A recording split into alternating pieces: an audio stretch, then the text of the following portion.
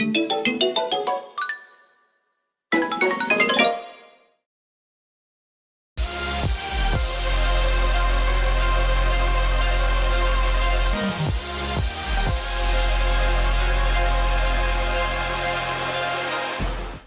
how much of an impact this game made, I feel like I don't really need to sing its praises, but I'm going to anyway.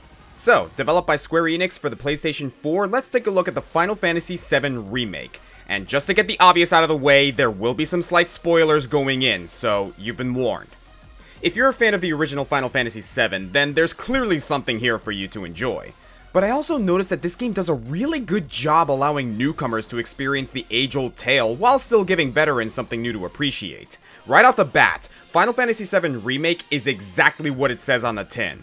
A remake. In story, in gameplay, in visuals and design. This game is clearly made with the original in mind, but it both adheres to expectations while also subverting them in some clever ways.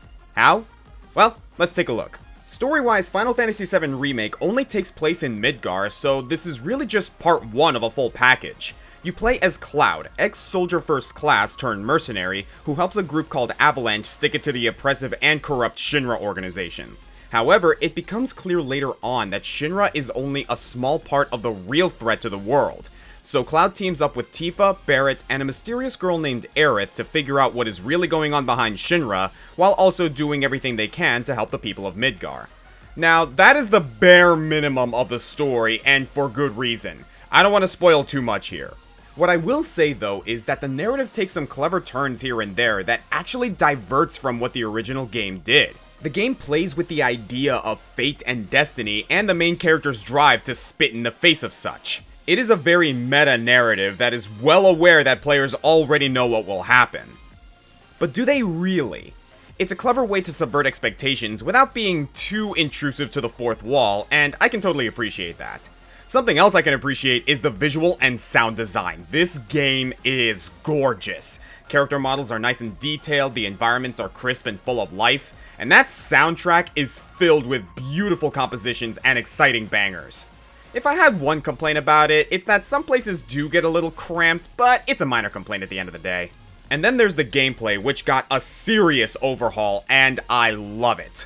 Instead of the active time combat system from the original, Square Enix opted for a hack and slash style of combat with some RPG command implementations. God knows it takes some getting used to at first, but it facilitates many different playstyles that can be augmented even further with different materia, weapon upgrades, special abilities, summons, ATB gauge upgrades, and the fact that all 4 players have their own unique style of combat. Cloud is the hard-hitting fighter, Tifa plays the monk with quick hits and superior mobility, Barret serves as a really tanky ranger, and Aerith is your cleric with some heavy-hitting magic and support spells. And if you ask me, all of this comes to full fruition in this game's boss fights. Holy hell, fighting these elites is some of the most fun I've had in a video game for a while, particularly the fights against the Airbuster, Genova, and the Turks.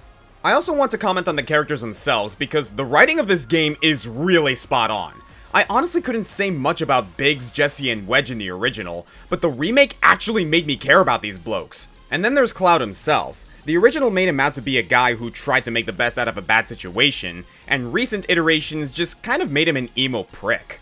This Cloud, I feel, takes the best from both. A stone-cold mercenary who is still kind of an asshole, but there is a genuine caring nature under there that is eventually brought out thanks to his companions. And yet he's still kind of an asshole. And speaking of companions, Tifa is like the greatest friend one could ever have, Aerith makes me smile more so than I care to admit, and Barret is an absolute dork and I love him. I really do wish I could say more, but I'm on a time limit here. At the end of the day, Final Fantasy VII Remake, I feel, does a really good job bringing the old classic into the modern age while still having the boldness to do its own thing. I can definitely say, though, that there is still room for improvement. Come the later parts of the story, I wouldn't mind seeing some improvements to the AI of the generic enemies, as well as some streamlined mechanics for the user interface. Seriously, I love the combat system, but it took a long-ass time to get a full grasp on it, and I hate the fact that I can't just use potions from the menu. It really slows things down. I have seen people say that they still prefer the original, and I can totally understand why. The way I see it though, Final Fantasy VII Remake merely provides a new way to live through one of gaming's greatest classics, and I feel it does a really good job doing so. My overall experience was full of excitement, laughter, tears, and genuine love.